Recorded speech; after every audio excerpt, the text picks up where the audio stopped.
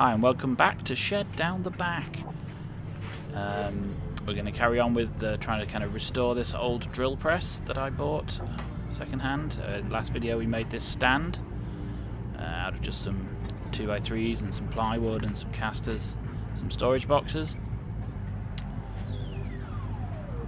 So start by giving the drill press a clean because it's quite dirty. There's a lot of kind of greasy grime on it, so that's what we'll do first. Before, there's no point getting it onto the stand and then making the stand messy cleaning the drill. So take off the old device and give it a good clean. Grab the vacuum, the shop vacs, and stuck in it anyway. Yeah, get all the loose debris off, and then go off to the cupboard and get some 3-in-1 heavy-duty degreaser. You actually need to leave it on for 5 minutes. That's what I'm finding out there. So I go away for a bit, and I come back and think, well, why don't I just put it on everywhere? So I'm going to spray it on the entire base, and yeah, I'm going to give it a bit of a clean and spray some more on, and then yeah, go away. I've come back now. 5 minutes has passed there, so you can see here it's really lifting the dirt and the grime off really well once it's sat there. So it really shows the original colour. And give this mechanism a good degrease. Now the other thing is we've degreased that, so we're re-greasing it because, well, it needs to be greased. And yeah, so you can see how much cleaner that looks now.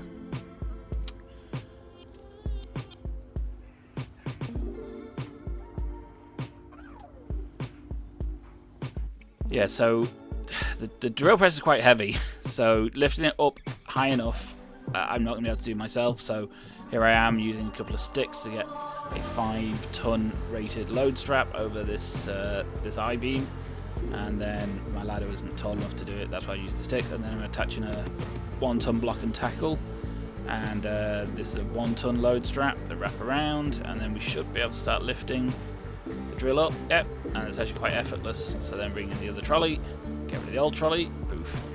Now start loading it down. Now obviously once it's on there you can't really move it, so we're kind of putting it on, testing the stability, and actually having it right at the front seems to be the most stable. So that's in there now, and we can use some M12 bolts to fasten it down to the trolley, to the stand. And so we start by moving the table out of the way, just drill the right way through. Now the front bolts go all the way through the 2x3, which is great.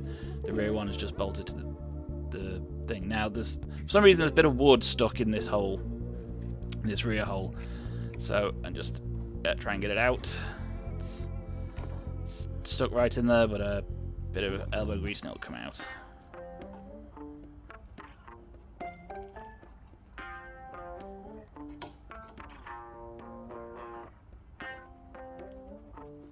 Yeah, bit of a wiggle, out it comes.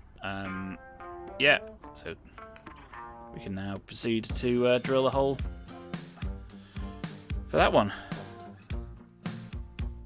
Get them all tightened up with a spanner there, just get everything nice and tight and attached down, and there it is. The drill is attached to the drill stand. And you can see that the boxes come in and out quite easily.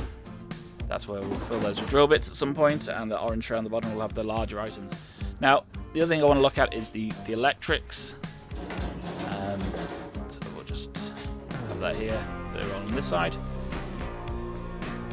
The thing I don't like about this drill, or the electrics it came with, is when it's not plugged in, the switch will latch. It's a mechanical latch. I prefer it to be electromagnetic, so that when it loses power, the drill switches off and doesn't switch back on when it regains power, which would happen with the mechanical one. So we take that out.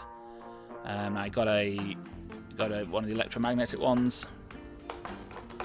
It's obviously a lot smaller, so we go off to the computer, give it a quick measure, super accurate, you can see, and then off into SketchUp just to draw a panel.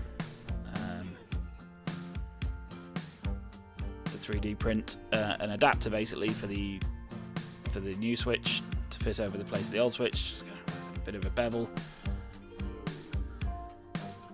and yeah, just round off the corners, and there we go, just like that. printed, and clicks in, and goes in place of the old one. Now I actually did that. I had to do 4 iterations of that switch just to get the sizing right. That's the beauty of 3D printing, that you can just keep trying. Now I want to replace the flex as well, and the plug. It's pretty wrecked looking, and I've got some cables around. So, but fortunately, those kind of strain relief grommets broke as I was getting them out, so I'm going to have to order some new ones. I can't really go any further till I've got those.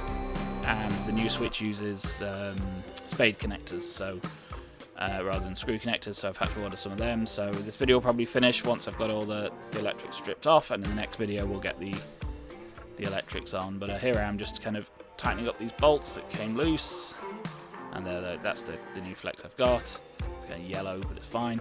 So yeah, that's the drill on the stand. Yeah, and so as I say, the next video we'll look at sorting out the electrics, probably have a look at the chuck and the vise. The chuck definitely has some problems, but yeah, check back for the next video where we'll try and get the whole thing up and running, and then we can move on to something else. Thanks for watching.